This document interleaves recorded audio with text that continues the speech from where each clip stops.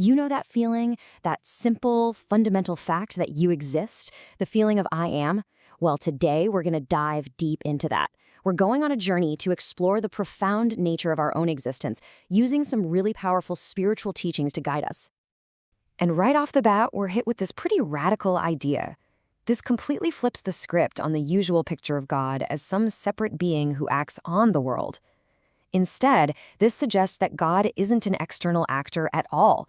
God is something much, much closer. It's your own presence. So what does that even mean, for God to be your presence? Well, the idea here is that the fundamental power that allows anything to happen is simply the fact that you exist. Your awareness, your being here, is the force that animates everything. And we're not just talking about living things. This presence is absolutely all-encompassing. It's in every single particle, every star, every corner of the universe. Literally, nothing is left untouched by it. Okay, so that raises a big question, right? If this presence is in everything, why does a person feel so different from, say, a rock? Well, this is where our source makes a really crucial distinction between two ways this universal consciousness shows up. So here's the breakdown. In us, in living beings, we have what's called special consciousness. It's active, it's aware of itself. It's the part of you that says, I am. But in something inanimate, like a stone, it's ordinary consciousness. It's silent. It doesn't announce itself, it just is. Think of it as the self being expressed versus the self just existing in silence. But, and this is the absolute key, despite these different ways it shows up, the underlying reality, that fundamental existence, is exactly the same. It's the silent foundation for everything, everywhere. No exceptions.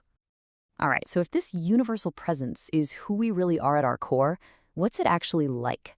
The source gives us some simple but incredibly powerful words to describe it. First up, fearless. Your true being is completely fearless. I mean, think about it. If it's the foundation of everything, what could possibly threaten it? It exists beyond harm. It simply is. Next, it's silent. And this isn't a silence you have to work for. It's totally effortless, completely natural. It's a deep, profound quiet where there's no frantic doing, no creating, no destroying, just pure, calm being. And finally, it's timeless. In this state, there's no past haunting you and no future you're worrying about. There is only this present moment, and it is absolutely complete all by itself. I love this quote because it just nails it. The only reason we ever want a next moment is because we feel like this one is missing something. But in our true being, this moment is already whole, already perfect. It doesn't need anything else.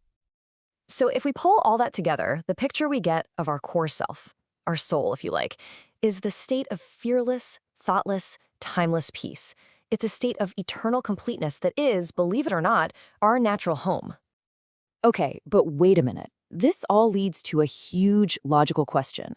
If this silent, timeless I is the only thing that's real, then what is all this? What about the world we see and touch and live in every single day?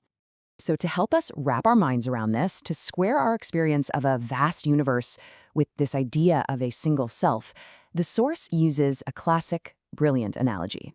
So imagine you're walking along a path at dusk, and you see a snake coiled up ahead. Your heart pounds, you feel that jolt of fear, but then you get a little closer, you shine a light on it, and you realize it was never a snake, it was just a piece of rope. The snake was a total illusion, a projection your mind made onto the reality of the rope. Well, in this analogy, yourself, your I am, is the rope, and the entire world, with all its people, objects, and events, is the snake. It looks real, but it's just an appearance projected onto the one true reality. So here's the kicker. The universe isn't separate from you. It is you, just appearing as the universe. The sky, the earth, the people you love, it's all the one self. It's all just the rope taking on different shapes and forms in your perception. Okay, this is all fascinating stuff, but let's bring it down to earth. How does this apply to our actual lives? If our true nature is so peaceful and complete, why do we spend so much time feeling stressed out and like we're always struggling? And here's where things get really interesting. The source suggests that what we usually call meditation, the act of trying to quiet the mind, can actually be the totally wrong approach. That effort, that doing, comes from the ego, which the source calls the jiva. Just look at this comparison. It makes it so clear. When the ego, the jiva, tries to meditate, it puts the mind in charge. And that struggle to control your thoughts, it usually just creates more thoughts. But in our natural state, as the soul, the mind is already calm. There's no effort needed. It's about simply being who you already are, not trying to become something you're not. And this leads us to such a powerful thought about who we are. All the things we usually think are us, our body, our mind, our name, our entire life story, they're like little boats floating on the surface of the ocean. They can sink, they can disappear. But you are the ocean itself. You can never, ever be drowned. So let's just end with this one question.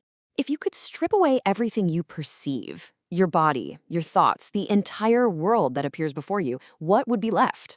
Well, according to this teaching, what remains is the only thing that was ever real to begin with, the silent, fearless, and timeless I am.